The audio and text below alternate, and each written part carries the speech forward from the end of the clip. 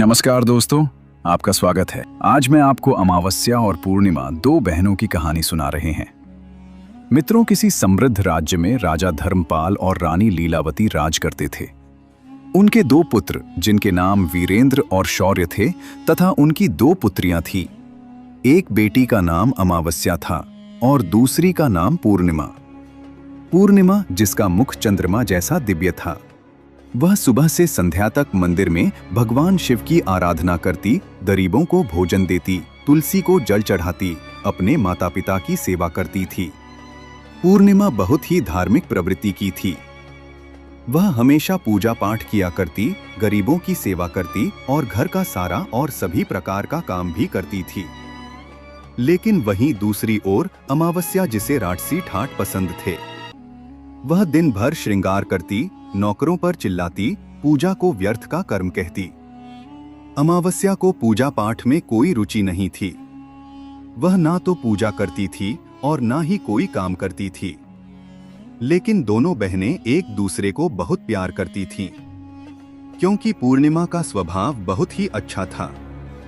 हालांकि राजा रानी का व्यवहार पूर्णिमा के प्रति अच्छा नहीं था। वे अमावस्या और अपने दोनों पुत्रों को ज्यादा प्यार करते थे। धीरे धीरे समय बीतता गया और राजा रानी के बच्चे बड़े हो गए। फिर एक दिन की बात है, राजा ने अपने बेटों का विवाह कर दिया और अब बेटियों की शादी की बारी आई। तब सभी ने राजा से कहा, अब इनका विवाह कर दीजिए। तब राजा ने कहा, हाँ, विवाह तो करना ही है। तब रानी ने राजा से कहा, महाराज, पूर्णिमा तो साधारण ब्राह्मण के योग्य है। इसे किसी गरीब के घर ब्याह दो।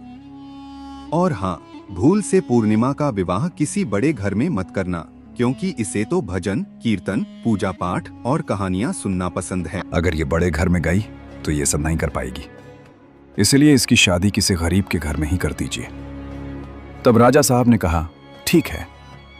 फिर से रानी ने कहा, महाराज, अमावस्या भी तो विवाह के योग्य है। अमावस्या तो एक राजकुमारी जैसी है। इसके लिए भी वर देखिए और दोनों बहनों का विवाह एक साथ कर दीजिए। तब राजा ने पास के गांव के राजा के बेटे के साथ अमावस्या का विवाह कर दिया और उसी गांव के एक गरीब किसान के बेटे के साथ पूर्णिमा का विवाह कर दिया। जब राजा ने रानी को यह बताया तो वो बहुत खुश हुई। मित्रों, अब राजा और रानी ने बिना किसी विचार के अपनी ही बेटियों के बीच पक्षपात किया। रानी के कहने के अनुसार अमावस्या का विवाह धनवान राजकुमार से हुआ। उसे सोने चांदी की पालकी, नौकर चाकर दिए गए। वहीं दूसरी ओर बेचारी पूर्णिमा को एक किसान के घर भेज दिया गया। उसे केवल एक पुरानी साड़ी और बस एक तुलसी का पौधा दिया गया। तब रानी मन में सोचती हुई कहती हैं, अब देखते हैं कि पूर्णिमा गरीब किसान के घर कैसे रहती है। क्या वो वहां भी पूजा पाठ करती है? देखते हैं भगवान उसकी क्या और कैसे मदद करते हैं।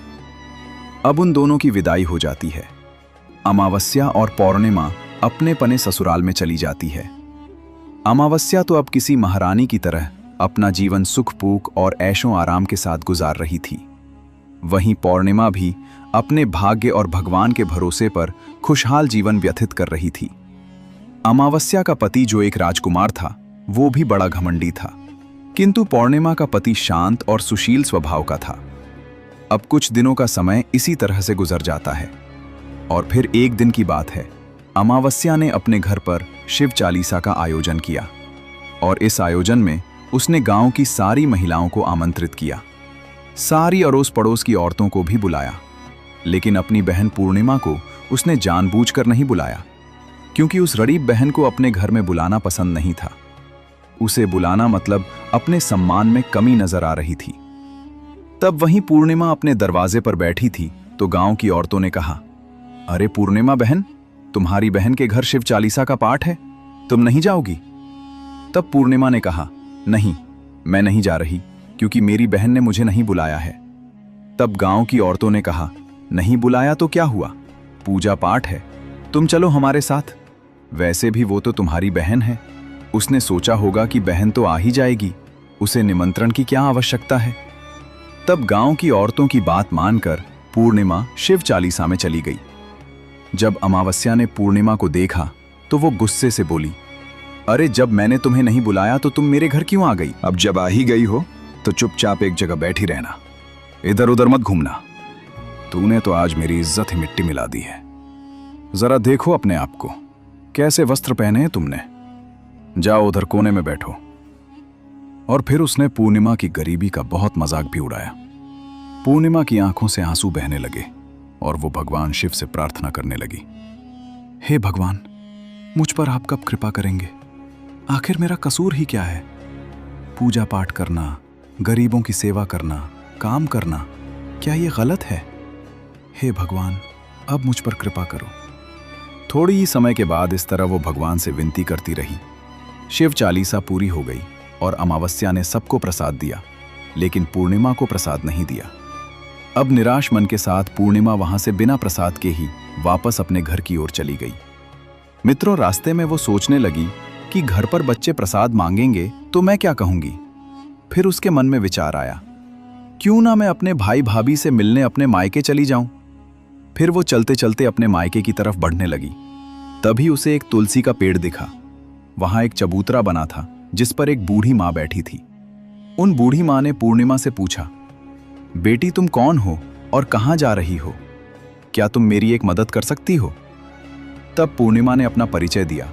फिर बूढ़ी मां ने कहा, बेटी देखो, मेरा तुलसी का पौधा सूख रहा है, इसमें थोड़ा जल डाल दो और चबूतरे की सफाई कर दो तो थोड़ी ठंडक मिलेगी।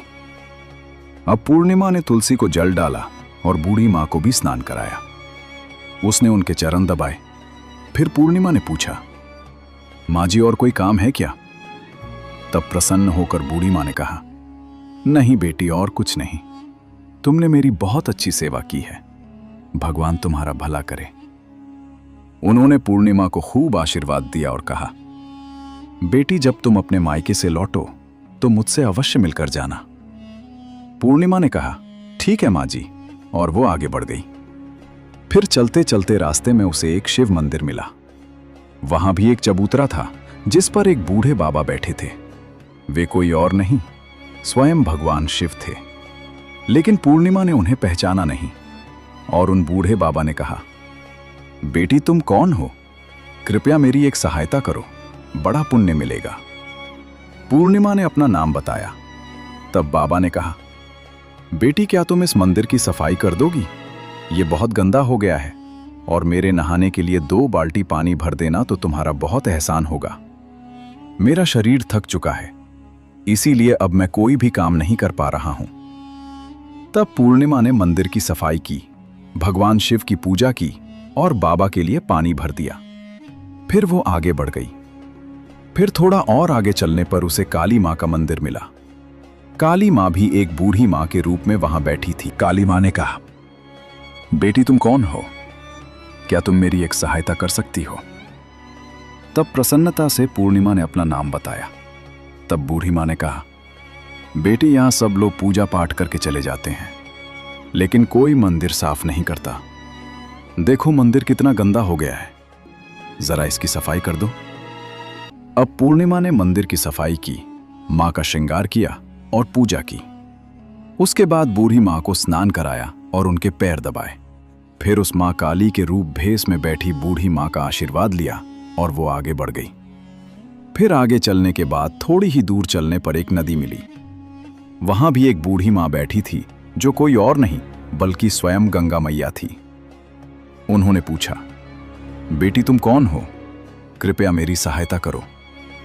तब पूर्णिमा ने अपना नाम बताया।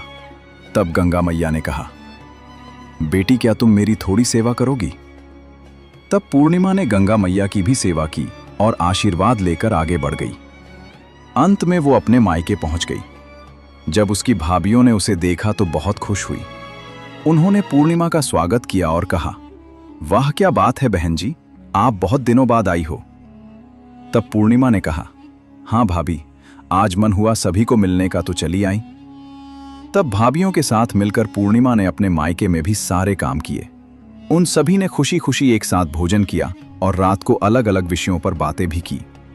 फिर अगली सुबह जब वो जाने को तैयार हुई तो भाभी ने उसे एक लाल साड़ी दी और कहा, इसे पहन लो और जल्दी जल्दी आया करो, बहुत दिनों बाद आई हो। तभी पूर्णिमा ने लाल साड़ी पहन ली और 16 श्रृंगार कर लिया। और एक भाभियों ने एक थैला भरकर उसे सामान दे दिया। उसे लेकर पूर्णिमा घर से निकल गई। मित्रों, चलते चलते रास्ते में वही नदी मिली जहां गंगा मैया बैठी थी। उन्होंने कहा, बेटी आ गई, अपने मायके से क्या लाई हो?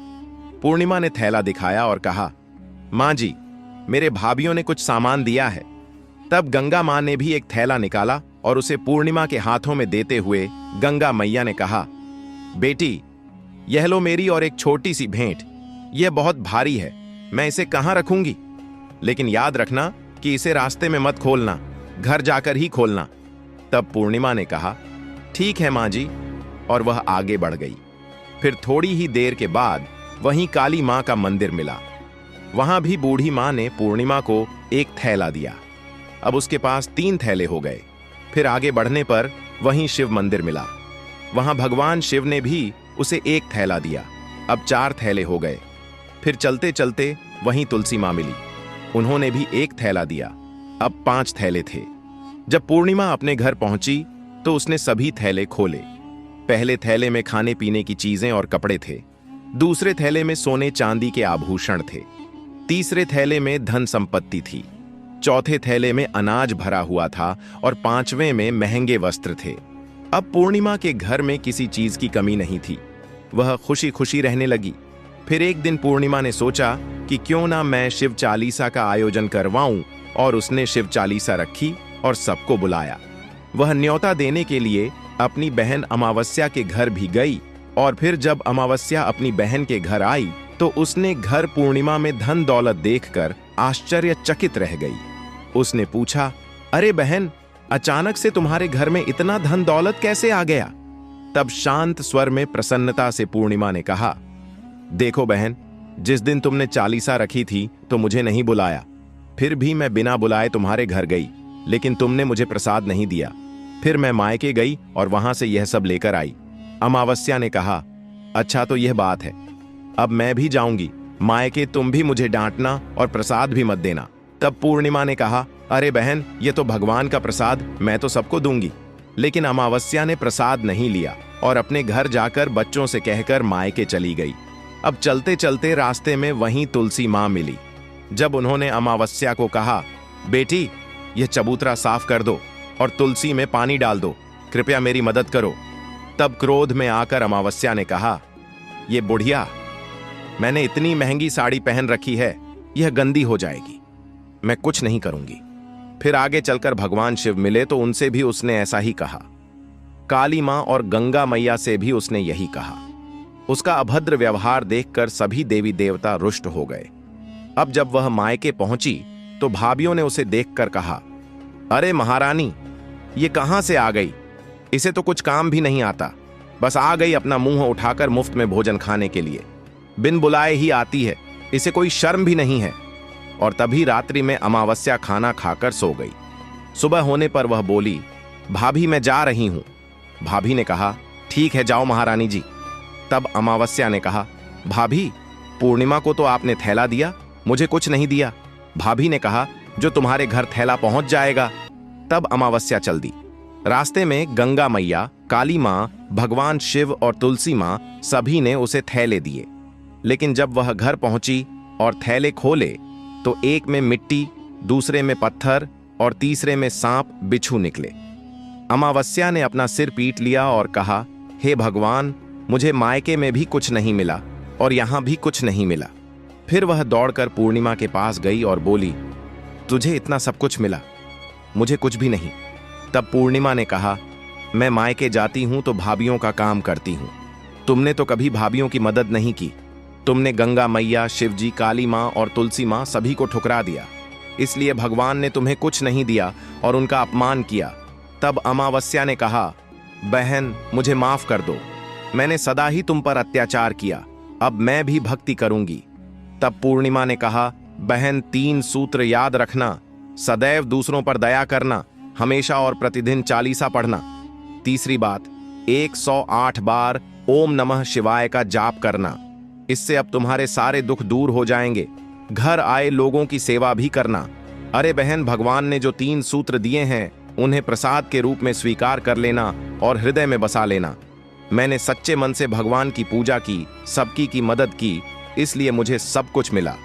तुम्हारे पास जो भी था वह तुम्हारे अहंकार के कारण खत्म हो गया। अब अमावस्या अपने घर गई और पूजा पाठ करने लगी।